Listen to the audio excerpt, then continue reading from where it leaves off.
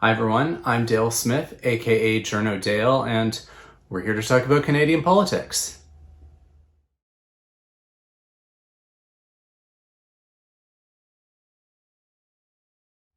This past week, there was a news story about Governor General Mary May Simon and briefings that she received from department officials, particularly when it comes to First Nations and the Indian Act. Now, there seemed to be a somewhat lurid quality to this piece, which tries to poke at the secret nature of these briefings and what the Governor General is hoping to do with them. And I figured this is something we should probably poke out a little bit because it's not as lurid as it was made out to seem. And it does really fit in with the kind of role that Mary May Simon has been trying to build for herself in this role.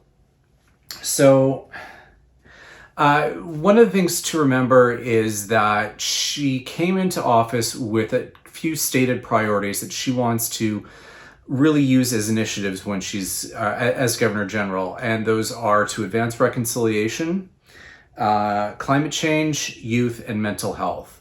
And what this tends to mean in a Governor General is using some soft power and some encouragement largely to not put forward initiatives so much as encourage initiatives and to draw attention to issues and try and do this in a fairly nonpartisan manner. And that's extremely important in the role that she's in. So she's not going to be criticizing the government for actions they have done or have not done, but rather using the role to draw some attention to initiatives that are going on or people in the country who are doing work in these fields and, drawing attention as to why this is important. So that's a kind of role that she can and does play as Governor General. And that's important to remember when we talk about these briefings that she's received. And what we do know is that she did get briefings from the Deputy Minister of Crown Indigenous Affairs.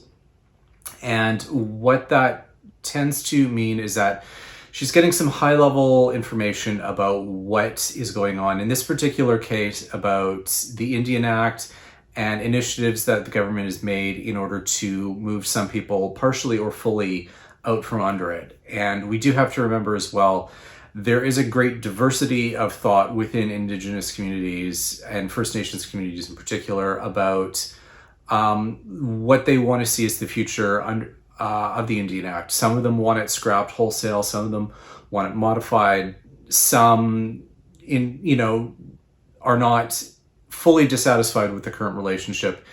But it's context driven. There's a number of different factors and they're all different. And the other thing to remember as well is that Mary May Simon is Inuk, so she was brought up under a different colonial structure and not the Indian Act. So she's not likely as familiar with some of its intricacies as other First Nations are. And so it's important that if she wants to look at reconciliation as one of her priority items, that she's getting a full picture of what some of the things are that she wouldn't necessarily have in her previous background or knowledge. So the other thing to remember in how this kind of fits into her role is that as the Governor General, she has a constitutional duty to advise, to encourage, and to warn a Prime Minister.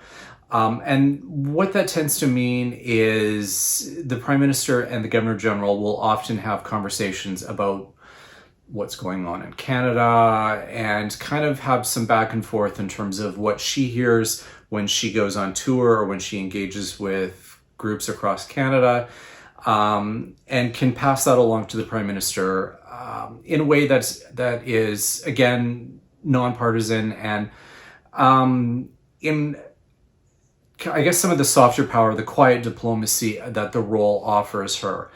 And this is always an important check for a Prime Minister, and something that we don't hear about because it's intended to be kept secret, because it allows for frank discussion and a free flow. That would probably not happen if this was something that was going to be reported the next day. So these are important things to consider as to why she would be doing these, having these briefings and so on. The other thing I think it's worth pointing out is that I remember a number of commentators and op-eds and so on before she was appointed who were all kind of saying, well, if she's an Indigenous Governor General, how, can she push the government and say, like, I won't sign your budget unless you do X, Y, and Z for these First Nations communities? And that's never how it was going to work, and that would be blatantly unconstitutional on her part if she even considered doing that. And there's been no indication that she would even consider doing that either. But those kinds of fantasies and suggestions are still kind of hanging in the air, particularly among people who don't necessarily understand the role and what constraints she lives by under it. So that's why I think this particular news story had this particular lurid undertone, is because it does kind of feed into those particular fantasies that it shouldn't, because those fantasies are blatantly unconstitutional and should not be part of the discourse, and yet they are. So this is why I think we need a bit of a grain of salt. We need to take a deep breath and just kind of realize how this fits into the soft power aspects of her job and what that winds up meaning, and that this is a fairly benign thing. This is something that is showing that she is engaging with the issues and that she's trying to find a thoughtful way of advancing reconciliation within her role, and keeping it within the constraints thereof. And that's everything for this week. Join us again next week for some more Canadian politics. I'm Dale Smith. That's at journo_Dale on Twitter. And don't forget to like the video, share, subscribe, and support us on Patreon. Thanks, everyone.